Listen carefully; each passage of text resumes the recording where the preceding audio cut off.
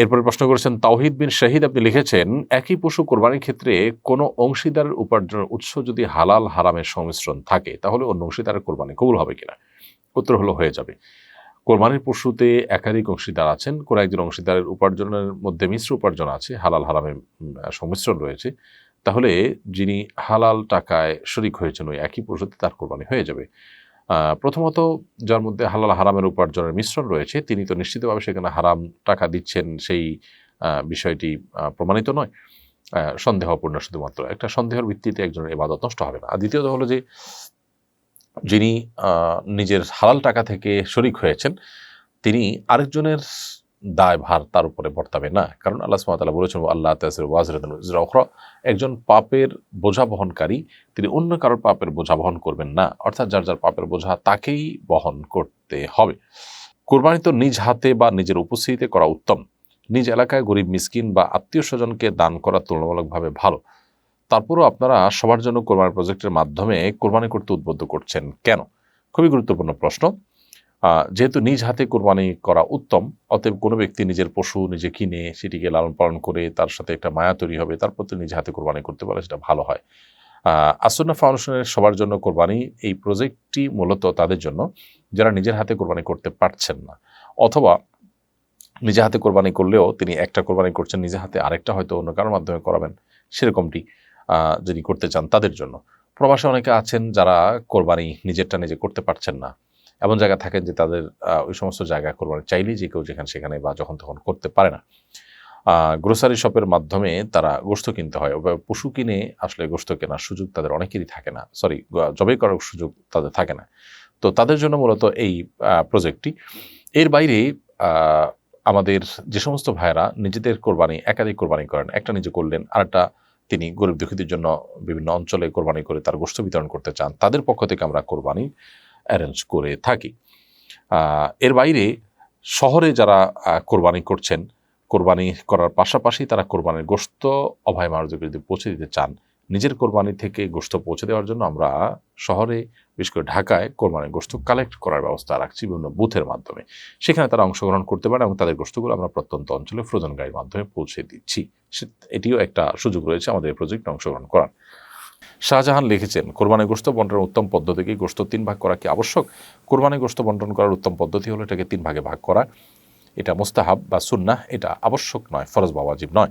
যদি কেউ 3 ভাগে ভাগ না করে 2 ভাগ করেন কিংবা পুরোটুকুই রেখে দেন বা পুরোটুকুই দান করেন, তাতেও কিন্তু তার কোরবানি হয়ে যাবে। তবে উত্তম হলো 3 ভাগের 1 ভাগ নিজের জন্য রাখা, 1 ভাগ গরিব দুঃখী অসহায় অভাবী যানচাকারী ভিক্ষুক তাদেরকে দেওয়া, আরেক ভাগ আত্মীয় স্বজন অন্যদেরকে খাওয়ানো। তো 3 ভাগে ভাগ করাটা উত্তম, তবে 3 ভাগে ভাগ করাটা ফরজ কিংবা ওয়াজিব নয়। আলমগীর লিখেছেন কোরবানির পশুতে কোরবানি করার আগে বা পরে বাচ্চা পাওয়া গেলে করণীয় কি? কোরবানির পশু জবাই করার পর যদি বাচ্চা পাওয়া যায় তাহলে ওই পশু ওই বাচ্চা সহকারেই জবাই করে দিতে হবে, এবং এরপর জবাই করা পশু আর বাচ্চা সেটা আপনার খেতে মনে চাইলে খাবেন, না খেতে মনে চাইলে না খাবেন, কিন্তু জবাই করে দিবেন। কারণ যখন কোনো প্রাণ আল্লাহর রাহে কোরবানি করার নিয়ত করা হয় তখন সে প্রাণের আংশিক আপনার জবাই না করার কোনো সুযোগ নেই। আর এই পশুটা আংশিক আপনার প্রাণের মতোই এই বাচ্চাটা, তো যার কারণে সহজ জবাই করে দিবেন। বাহ্যিকভাবে মনে হতে পারে এটা অমানবিক ইত্যাদি, আসলে মানবিক অমানবিক তো আমাদের বিবেক দিয়ে যদি আমরা নিরূপণ করি তাহলে সেটা ভুল হবে, বরং এটি ন্যস্ত করতে হবে আল্লাহ তাআলার উপর।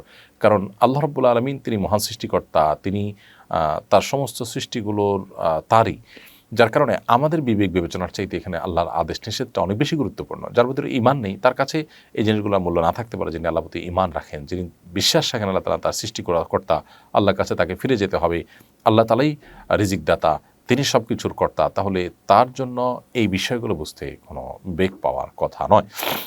মোহাম্মদুল হাসান আপনি লিখেছেন পশু জবাইয়ের পর নিস্তেজ হওয়ার আগে চামড়া খসানো বা অন্য কোনো অঙ্গ কাটা যাবে কিনা? অবশ্যই যাবে না। এই জিনিসটি খুবই গর্হিত কাজ। কোরবানির সময় দেখা যায় যে পশুর রূহ পরিপূর্ণ, প্রাণ পরিপূর্ণভাবে বের হয়ে নিস্তেজ হওয়ার আগেই অনেক সময় কসাইরা তার রগ কেটে দেয় যাতে করে আগে তাড়াতাড়ি করে প্রাণ বের হয়, এবং এই অবস্থা অনেকে চামড়া ছেলা শুরু করে দেয়, এখন নড়াচড়া রয়েছে। এটি অত্যন্ত গর্হিত কাজ। নবী করিম সাল্লাল্লাহু আলাইহি সাল্লাম বলেছেন, ইন্নাল্লাহা কাতাবাল ইহসানা আলা কুল্লি শাই। আল্লাহ তাআলা প্রত্যেকটা বস্তুর প্রতি ইহসান করাটাকে আবশ্যক করে দিয়েছেন, ফরজ করে দিয়েছেন।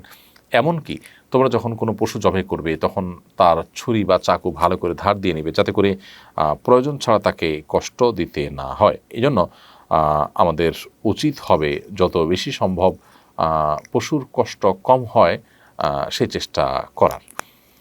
বিধায় আগে থেকে, অর্থাৎ পরিপূর্ণ নিস্তেজ হওয়ার আগে থেকে আপনি চামড়া খসানো শুরু করে দিলেন, সে কাজগুলো গর্হিত কাজ এবং গুনাহের কাজ, অন্যায় কাজ, সে কাজ করা উচিত নয়। এমনি সাব্বির রহমান লিখেছেন, পাখির খামার করে পাখি বিক্রি করে টাকা ইনকাম করা যায় আছে কিনা? অবশ্যই জায়েজ আছে, কোনো অসুবিধা নেই। পাখি লালন পালন করা, পাখির খামার করা, পাখির উৎপাদন করা, এগুলো জায়েজ কাজ। যেহেতু হালাল পাখি, গোশত খাওয়া হালাল, বিধায় সেটি খামার করে গোশত বিক্রি করলেন বা পাখি বিক্রি করলেন, সেটা জায়েজ কাজই হবে, না জায়েজ কোনো কাজ হবে না। এছাড়া হৃদয় হাসান লিখেছেন, মেয়েদের আকিকার জন্য কয়টি ছাগল জবাই করতে হবে? অনেকে বলে মেয়েদের জন্য 2টি দিতে হয়, সম্পর্কে সঠিক বিধান কি? না, মেয়ে বাচ্চা হলে তার জন্য 1টি ছাগল দিলে আকিকা যথেষ্ট হয়ে যাবে ইনশাআল্লাহ।